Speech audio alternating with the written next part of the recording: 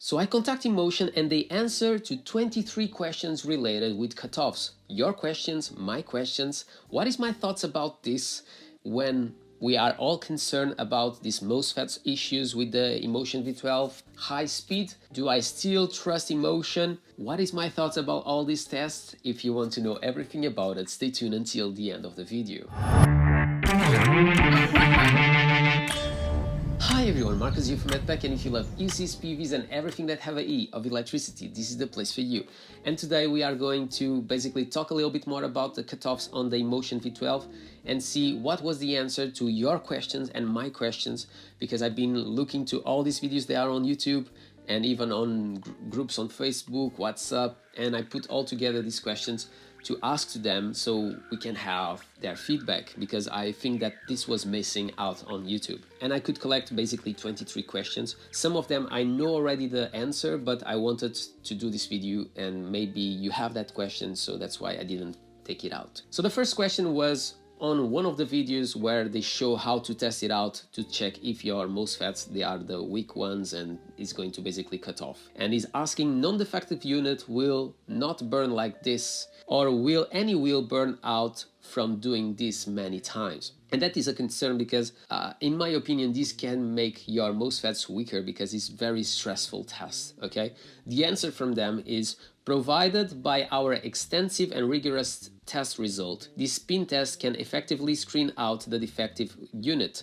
The wheel will work fine and will not burn out after 3 times successful tests. So here they say you can do up to 3 times in a row maximum, okay? Don't do more than that, otherwise it seems that you can basically burn out your MOSFETs. The second question that you've done was, what should the maximum amperage that should happen when realizing this test? And the answer from them is, and this one is very, very interesting, we have been working on a function on the app to automatically check if the spin test is qualified.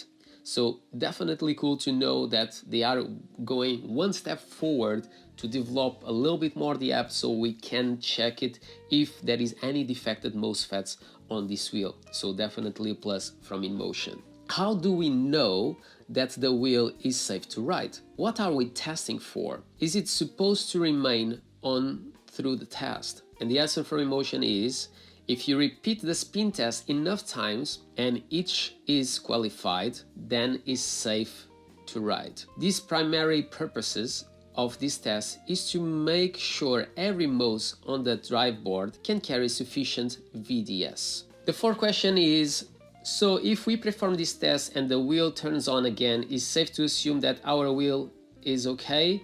And the answer is yes. Make sure to perform this test at least 10 groups. And we'll talk about the groups. That is also something that I'm really confused about it. The fifth question is, someone have done this test 10 times and after that he was riding and had a cutoff. Why have this happened?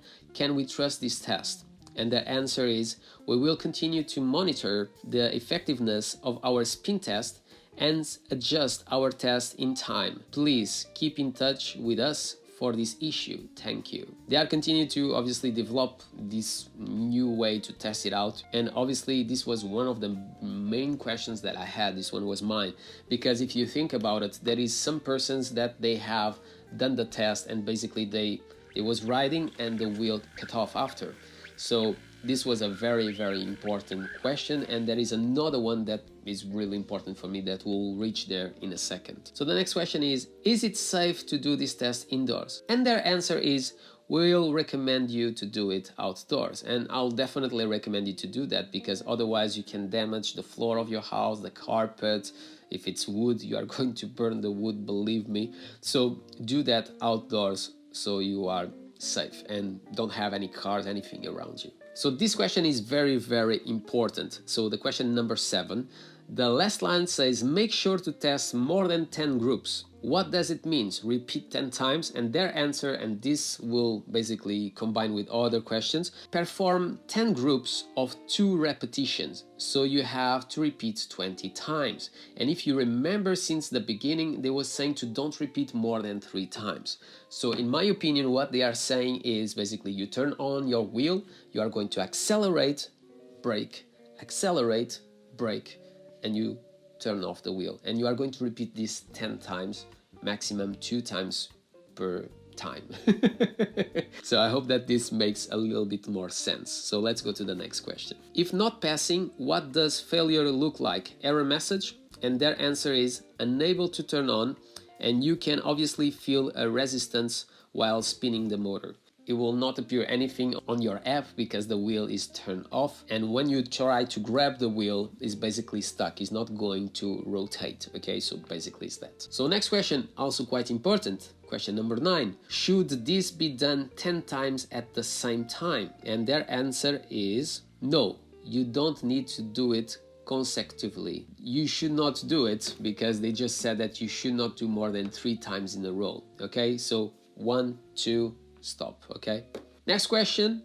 Obviously I saw this online, but it doesn't make a lot of sense, but anyway I made the question. Do we need to do this every time we ride? Their answer was definitely no. Okay, so you just do this to check it out if the MOSFETs are good or not to go forward, but wait a moment, because maybe I'll say to you to don't do it, but just wait, okay? Because I will give you also my thoughts about it. Question number 11. What happens if the V12 fails the test?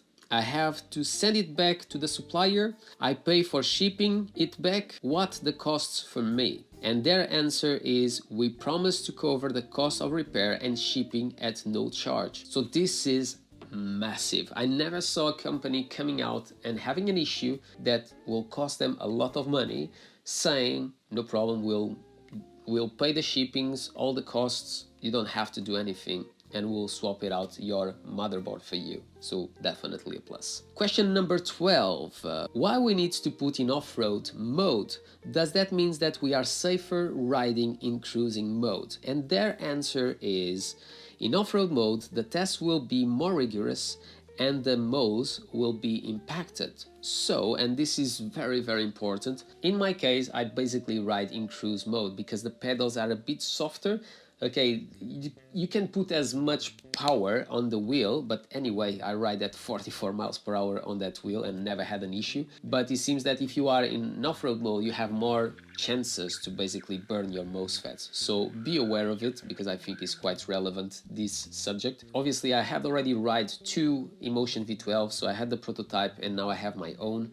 And I have basically more than 2,000 kilometers in these 2 wheels and never had an issue. So just to point it out. Question number 13. Are we safe using the split mode or without? Or there is no influence in possible cutoff? And their answer is no influence. So if you use the split mode, like I've done in another video, like I show you what is the best settings to ride the V12, I'll definitely recommend you to check that one, so you can ride in the same way as me and maybe you are safer. I use always the split mode because it makes a lot of difference. But in this case, it doesn't give any influence to have more probabilities to have a cutoff or not with the V12. Question number 14. This problem happens in both first and second batch. And how can I understand which batch is the one that I'm using? And the answer, that is nothing to do with batch. And obviously I know the answer related how to distinguish the batch, and if I'm not wrong, the second batch doesn't have any screws on your handle on beneath. So if you don't have the screws there, is second batch. If you have the screws, is first batch, if I'm not wrong. They didn't answer to that, but it was just a compliment because obviously it was part of the question. Question number 15. Does the cutoff will only happen in high speed or can happen in any situations? And their answer, that is quite relevant, is no. High speed is not the main cause of the cutoff issue. Definitely not. So we know that the cutoff issue, and if we think about the test, is you need to accelerate super fast and brake super hard.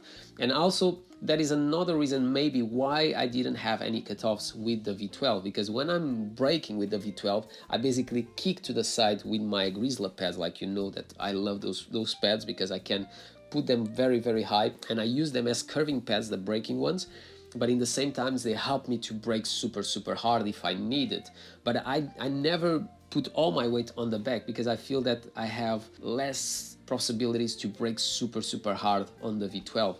So that's why I basically kick to the side like if I was skiing, if it makes sense for you guys. So maybe also because of that, I never had any cutoffs on the V12. just to point it out. So the next question, question number 16, is quite relevant for me and maybe is also for you. My wheel have already over 1000 kilometers. Should I do the test anyway, even if I never had a cutoff? And their answer is, you can do the test.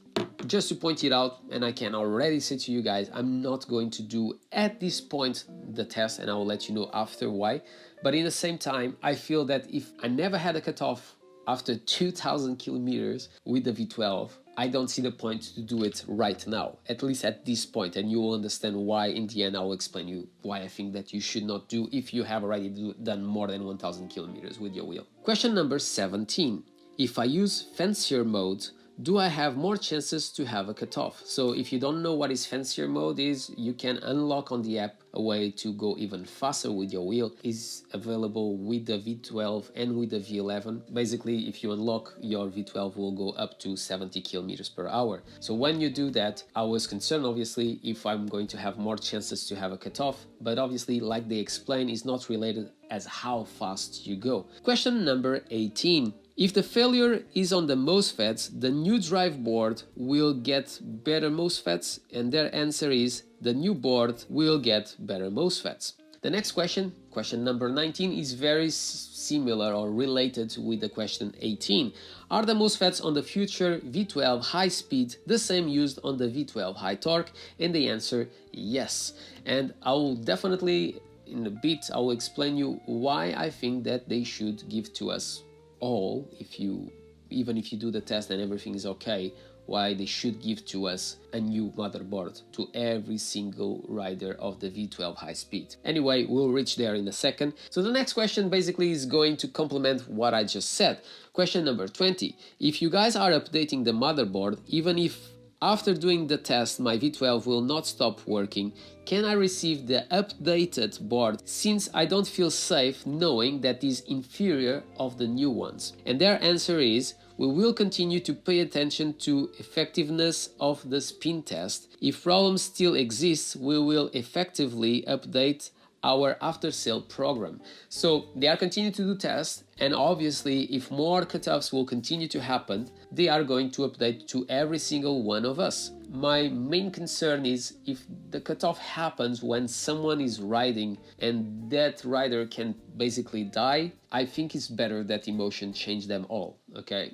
I have my V12, I never have an issue, and I continue to feel quite confident that I will not have an issue with the settings that I have and everything. And you already know, if you put in off-road, you have more chances to burn your MOSFETs. Maybe you should not to use the off-road mode. But anyway, for that specific reason, I will definitely recommend Inmotion to swap the motherboards to every single one of us. And obviously they have answered to some of the other questions that for me made no sense to give that option, but they give us because our community is quite always like in a rush, and I think that things doesn't happen in a rush. I will definitely recommend Inmotion to just remove that option. And the question number 21 is going to complement what I was saying. If I decided to change myself the MOS and I have a cutoff after my DIY repair, who will be responsible for that? Me or Inmotion/distributor? And their answer is, if you don't have any repair experience, we suggest you to deliver your wheel to the distributors. I will definitely recommend, even after talking with some distributors, they are my friends and I talk quite often, the risk of doing something wrong with those MOSFETs in the distributor, it's big anyway, okay? Even if you have experience, it's like DIY. They don't have all the equipment that, for example, Inmotion should have in their factory. So I'll definitely recommend that this option of repairing a MOSFET is completely out of the way before something goes wrong, because it's bad for the distributor and I think it's bad for the company, in this case to Inmotion. So definitely I recommend that that option is out of the way, even if that means that you are going to wait a little bit longer to have your new motherboard. But do you prefer to have an accident, or do you prefer that you have a motherboard that you can trust? Leave in the comments below. Question number 22, and we are almost finishing. If I swap the new motherboard, will my V12 high speed be even more powerful and be able to reach top speed quicker? And their answer is, new motherboard will not let your V12 high speed be more powerful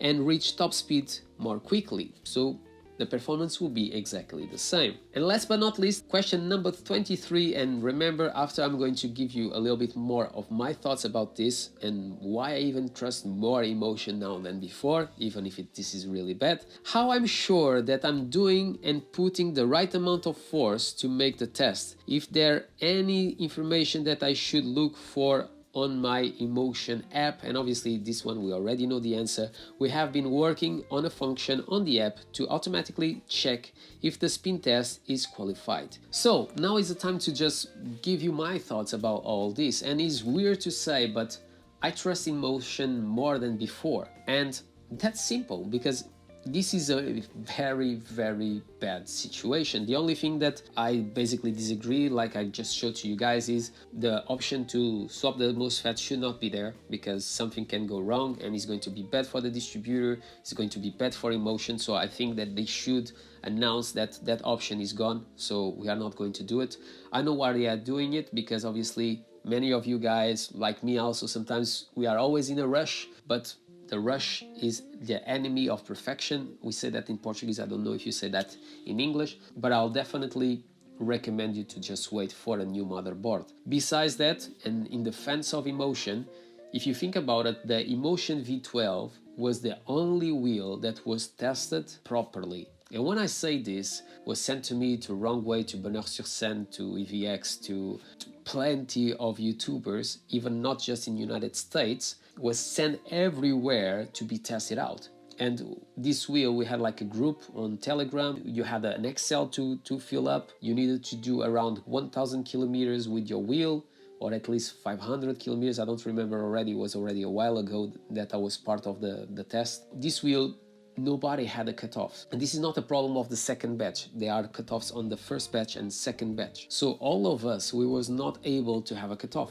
They find out that everything was fine, but obviously the MOSFETs that they are using, they are inferior than, for example, what Kingsong or begode are using. So I believe they are changing for those ones that they goes up to, I believe, 125 volts and not 100 volts. Quite happy with this. But I definitely recommend that Inmotion will basically swap all the motherboards. I know that is a big loss for the company, because if you imagine that at least you have 300 units all over the globe, is 300 new motherboards they are basically going to lose.